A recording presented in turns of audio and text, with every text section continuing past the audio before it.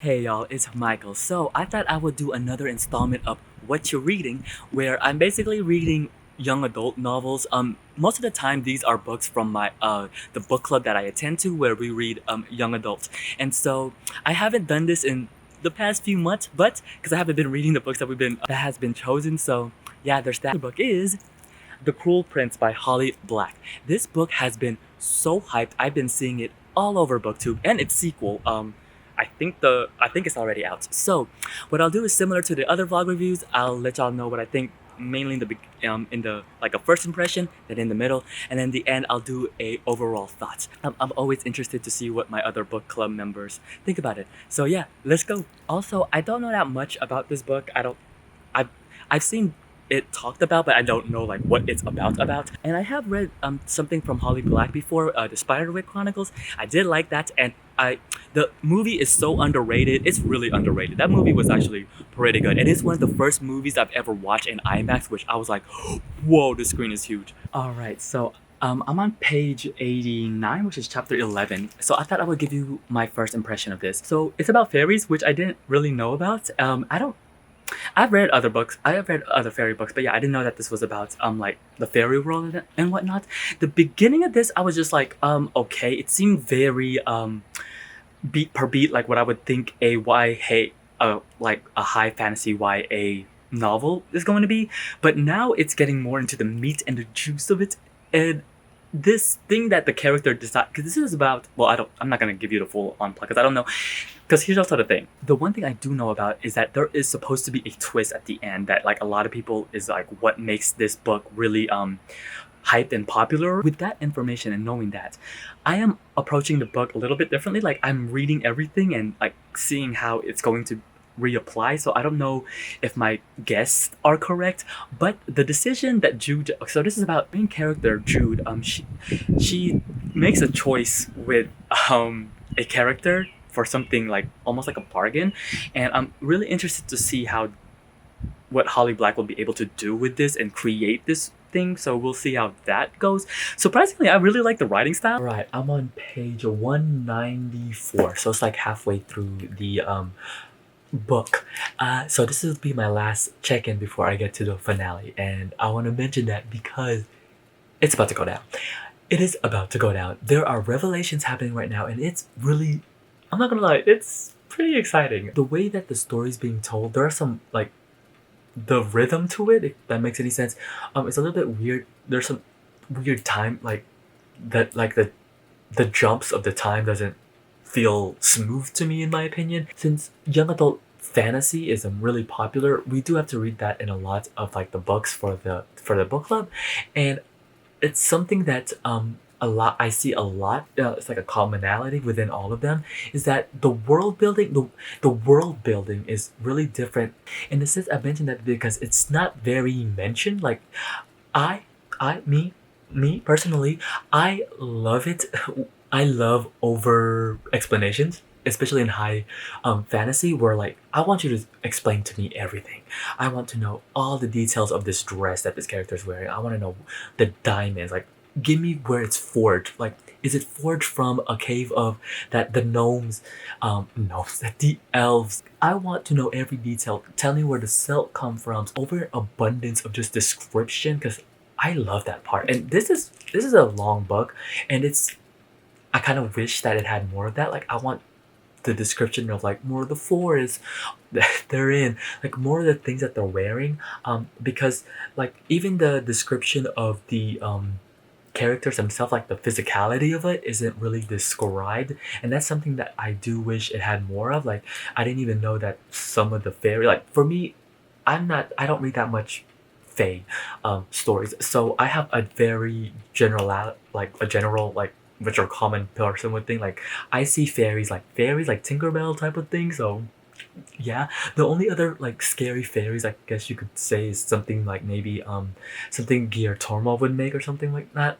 But that's like only references that I would have, and I wish there were more descriptions in here of like the hair, that like more of their hair, their face structure, like the physicality of the actual characters themselves.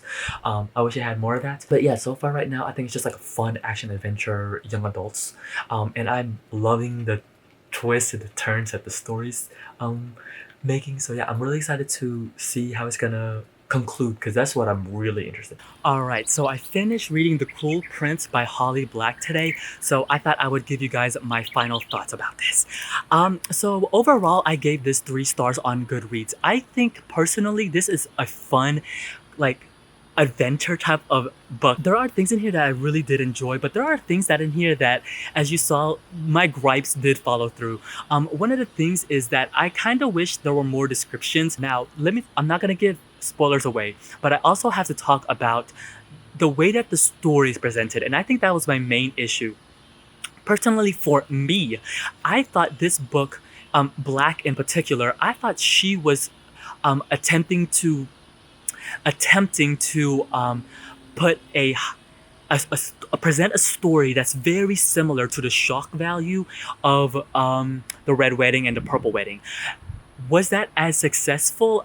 I don't think so. And I say this because the way that the story presents itself, when the twist comes and like the revelations start to happen, it wasn't it while it was impactful and it did like whoa, I was like whoa. Those were the parts that I really did enjoy. I was like, oh my god, this is like so cool. Like, just I think that's what makes a good twist, is that it really does make the reader readjust what they previously read. And I started doing that as soon as the revelation started presenting itself. And going into this knowing that there were twists, it still, I was still surprised in that regard. I think that comes at the detriment of the character development, because the characters weren't, in my opinion, that fully realized. They seem very generic in my opinion, and I can see why it's very popular. It has that really fun, like I mentioned, that it has that really fun, but like fun essence of why I love young adults so much.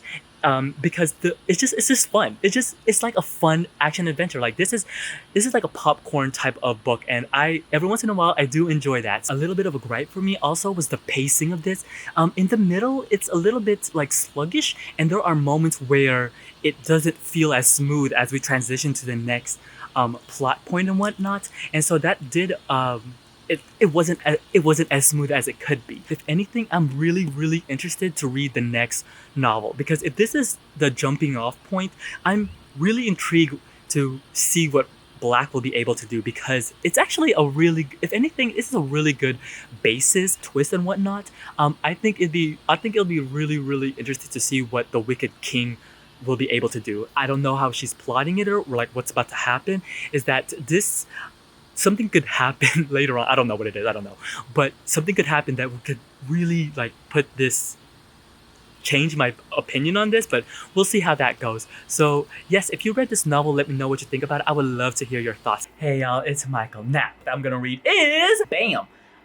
The House of the... Hold on, let me change this. The House of the Scorpion by Nancy Farmer. That's what it looks like right this. Now, let me put this down. This is a book that I have been wanting to read for quite a while. As you can tell, look at all these awards that it has. Like, look at them. Just look at all those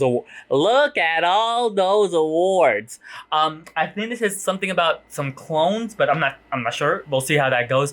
All right, so I'm halfway through The House of the Scorpion by Nancy Farmer. So I thought I would give you my thoughts before I finish it.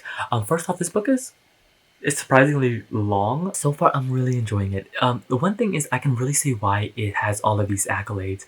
I think what I'm enjoying about it so much is it's like a really fun read in general. So it's about, we follow our main character, Matt, who lives in, this is a dystopian slash post-apocalyptic, I guess you could say, a type of world where there's a strip along Mexico and the US called Opium, and without giving too much away, that's basically it. And we follow Matt, who is in this who's basically considered scum, but come to find out that he is special in a way. It's really interesting reading this right now because I'm actually watching an anime that deals with the subjects of this, and I'm trying to be vague as much as possible because the synopsis on Goodreads doesn't even give a lot away and like what the story is about. I went into it kind of blind. I'm really liking it. The twists and the turns is like, it's just a fun thing. That's what I'm really enjoying about it, because it's just the way that the story is going. I'm loving how it's really unpredictable, especially in the sense of like how the relationships and how everything works, because halfway through this, where I'm currently right now, it really gives, like, I was genuinely surprised. I was like, whoa, this is really, like, really interesting. And it brings up, it's one of those young adult books that really explore, similar to like something with Neil Shusterman. It presents something that is very palatable, but it's so deep in like what it talks about, like being human, and what it what it's talking about, like how families related, and like what is really real. Like it's really interesting. It's hard to talk about it without giving too much away. Alright, so I thought I would finally give y'all my final thoughts on The House of the Scorpion by Nancy Farmer. Overall, y'all, I've really enjoyed this. I'm not gonna lie, this is probably one of my favorite young adult novels that I read for the book club this year. I thought it was such a fun, exciting, adventure type of novel. And like I mentioned earlier, it is those type of books where the story is very layered, where it's presenting something very just like palatable and just like easy and fun, but it does have these very mirror-like instances, especially to the real world right now. And it's wild because that novel was written years ago, like over a decade.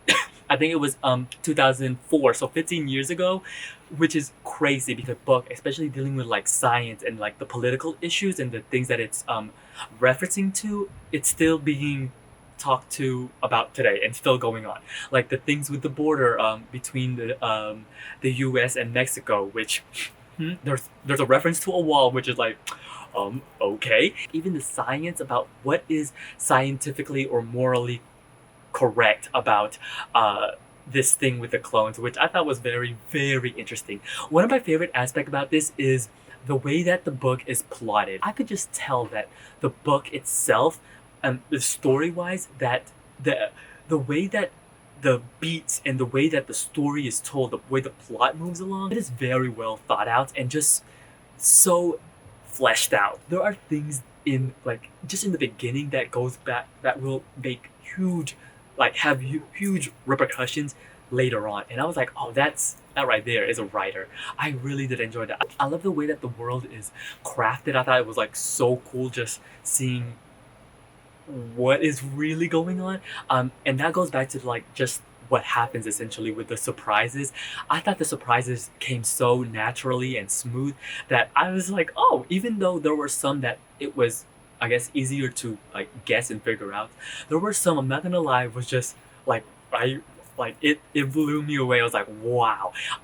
I don't think I'm gonna continue reading on, if anything, is because I felt as though especially from getting the other perspective from my book club members, I don't think I think the second novel is not merited for me to read anyways. I feel as though I got everything. I am full.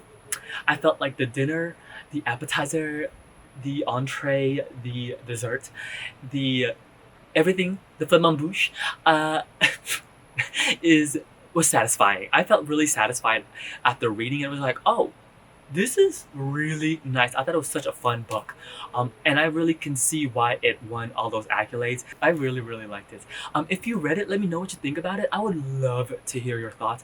I really like this. I really liked it. So yeah, until then, I'll see you in the next video. I don't know what we're reading. Until then, I'll see you guys till next time. Bye.